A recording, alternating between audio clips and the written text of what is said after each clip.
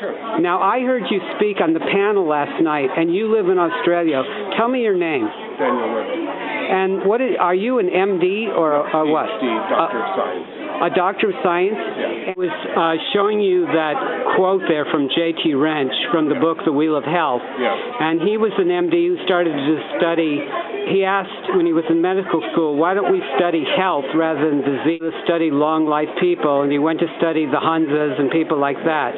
Now, when you were speaking last night on the panel for oncology here at the Pacific Symposium, I was very moved by what you said when you described the difference of the way they work with medicine in Australia versus the United States. Could you just say a few things about that, like the difference of how they handle big pharma for one?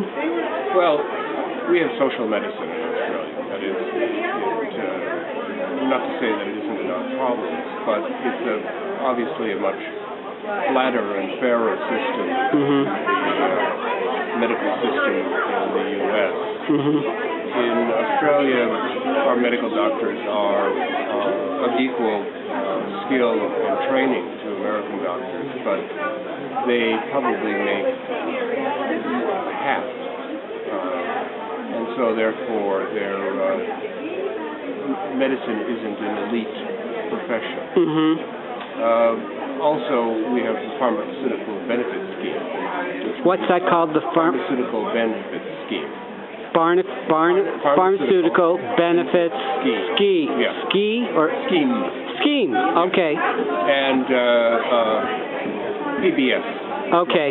And what that is if the government, the Commonwealth of Australia, buys pharmaceutical drugs on the open market at the best price, often using generics.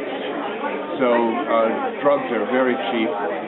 They're subsidized in many cases, and most people don't ever pay more than $20 or $25 for a prescription. And if you're retired, then it's probably $8. People can see a doctor without any fee at all, and it's covered by Medicare. Some doctors add an additional fee of $10 or $15 to that. So, by and large, it means medicine is available for anybody at any time,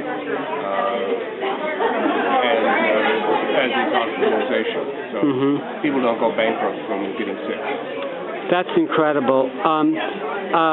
Have you any sense of the difference of, so in this country, it's almost like the pharmaceutical industry has a great influence, and you mentioned something about marketing there. You mentioned something about how things were advertised. Like here, they sell things. Could you make a comment about that? In Australia, you cannot advertise a pharmaceutical drug. Okay. So it's just against the law to advertise. So you don't advertise. There's no drug advertising at all. Your doctor makes a recommendation. You don't go to your pharmacist. They'll ask if you want a generic version. So it all becomes much easier in that way. It's not as big a business as it is in the U.S. We are just quite shocked by what we see happening in the U.S., how people are opposed to Obama's health care. It just seems common sense that you would have universal health care. Everybody in the civilized world has universal health care.